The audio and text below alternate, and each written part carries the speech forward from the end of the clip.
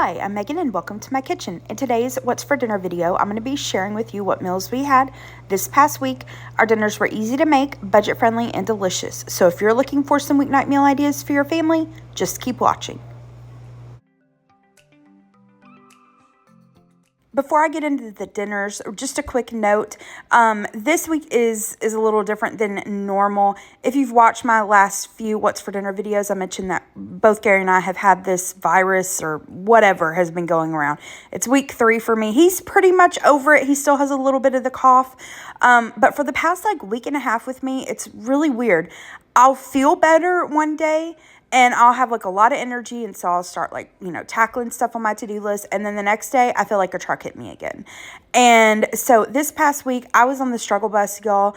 I just was feeling really frustrated, I guess, for the lack of a better word, because I'm still not over this, and I have this to-do list and all these errands and, just all the things to do, and I was just getting frustrated with myself, and, so a lot of the dinners were off a meal plan. We did eat out twice, which we don't usually do unless we're, out of town or on vacation, and then the other nights, mostly, I just did stuff really quick and easy, so I apologize about that, but I wanted to share that with you all because, we all have weeks where we struggle, and if you do, just do what you can do, and don't, try to show yourself a little bit of grace. We all have those weeks. This first night was not feeling it, so we just ordered Papa John's, had a deal on the app where you got a large specialty and a large 2-topping or something, so we did a Philly cheesesteak pizza and then their pepperoni pizza, and that was our dinner that night.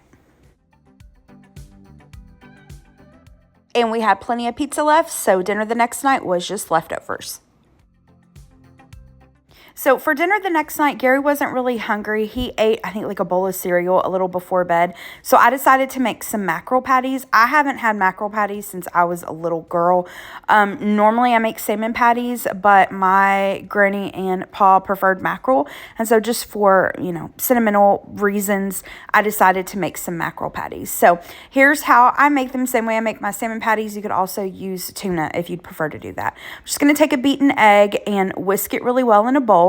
Next, I'm going to take my can of mackerel, and I did drain it in a separate dish. You want to keep some of the juice, and then I added it to a bowl. Now, you can pick out the bones if you want, but with the mackerel, there really weren't very many bones. With salmon, I normally leave the little pin bones, but I do pick out the little round bones. That's just a personal preference.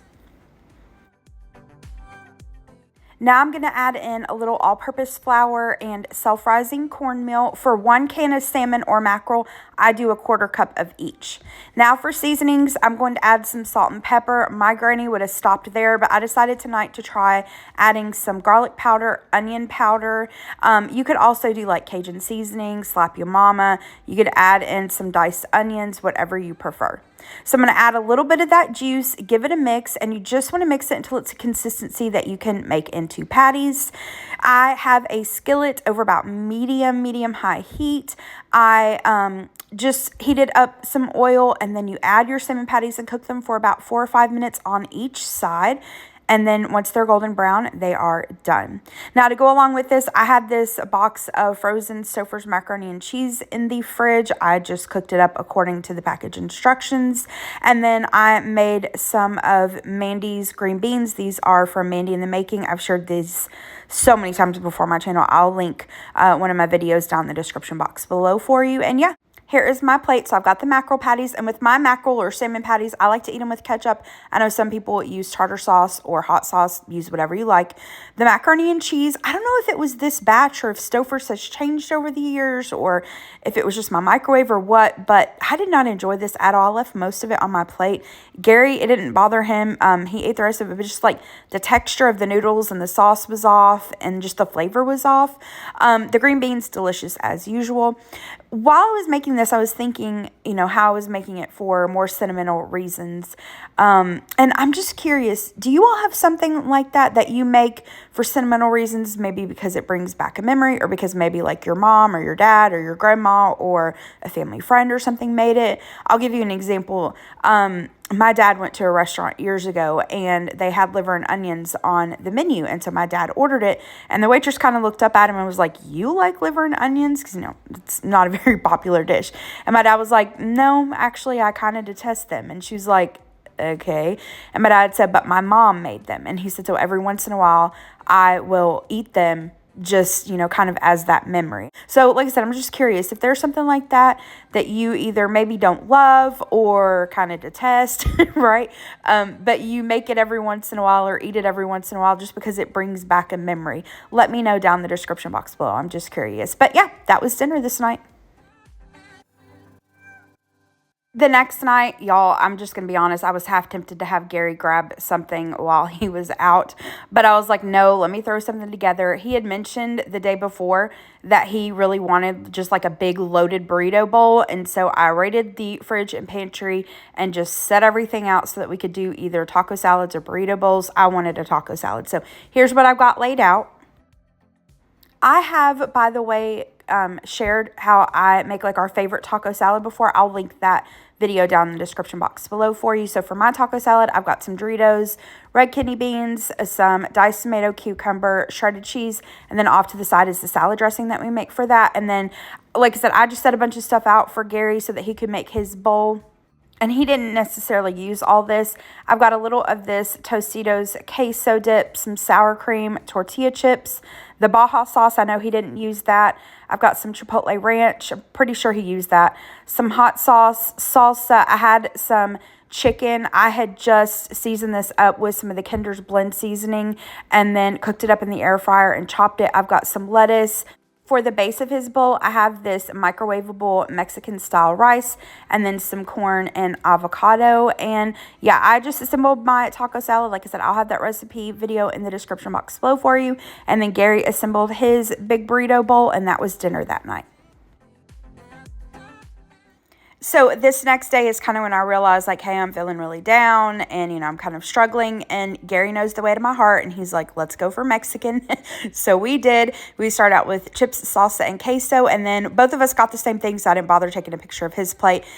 We got so these are ribeye steak tacos with queso. And then we added sauteed onions and mushrooms to them. And then we've got all the fixings and rice and beans. And these tacos are absolutely delicious. They are so, so good.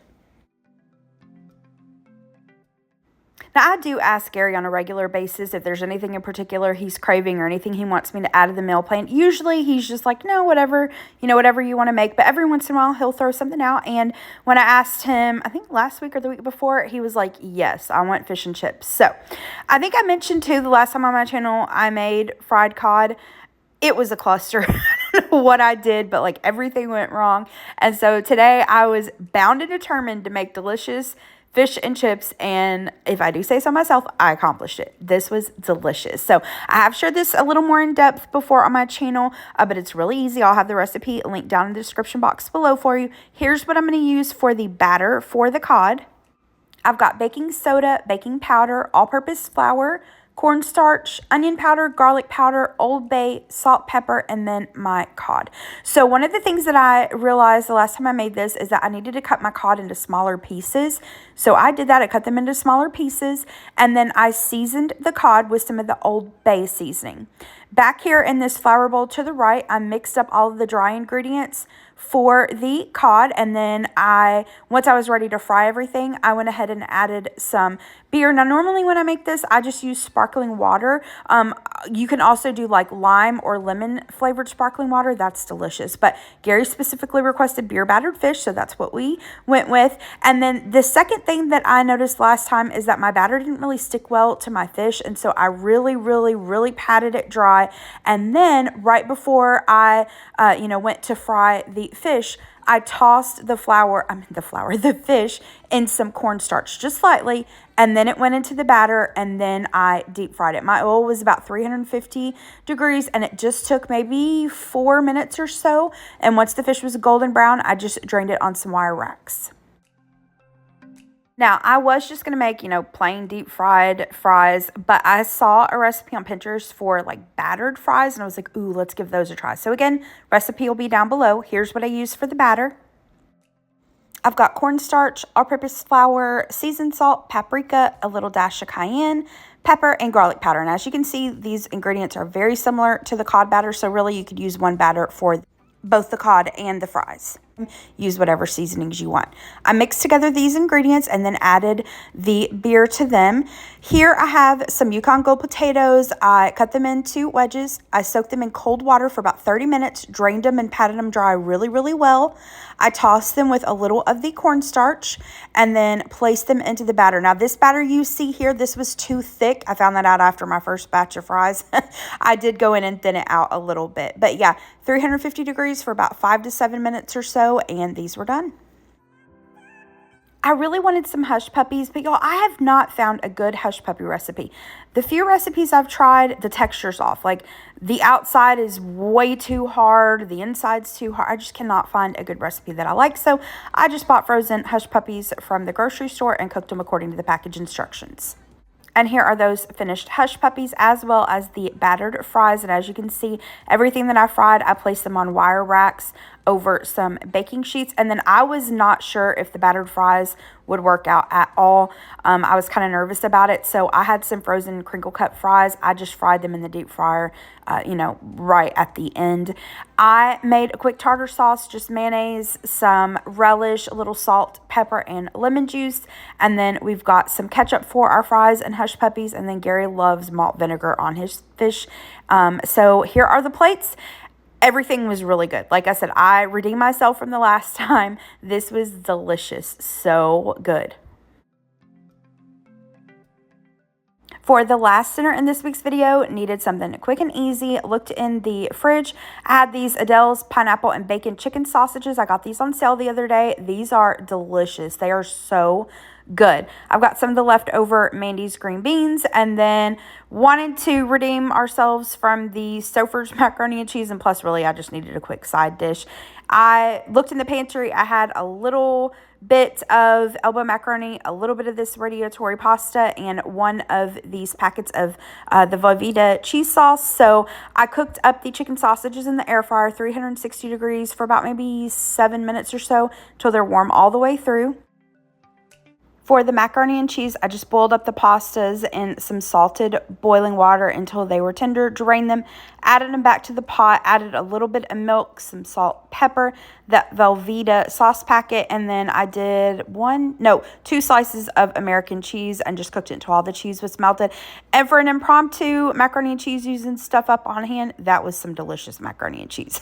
And then, like I said, these are just the leftover green beans. I heated them up in the microwave. Here are the plates, and if y'all didn't know, sliced white bread is not just for sandwiches. They make hot dog buns and hamburger buns as well. Oh, and garlic bread. But yeah, we didn't have any hot dog buns on hand, so we just used the sliced white bread. I wanted one of my sausages with bread and one without. I know I'm weird. And then I had the green beans, the macaroni and cheese. Gary didn't want any green beans. And then he added some ketchup and I think relish to his sausages. All right, that is it for this week's video. Thank you so much for watching. I hope that you liked this video. If you did, hit the thumbs up button below and subscribe to my channel if you're not already. I hope you have a great rest of the day. Thanks so much. Bye-bye.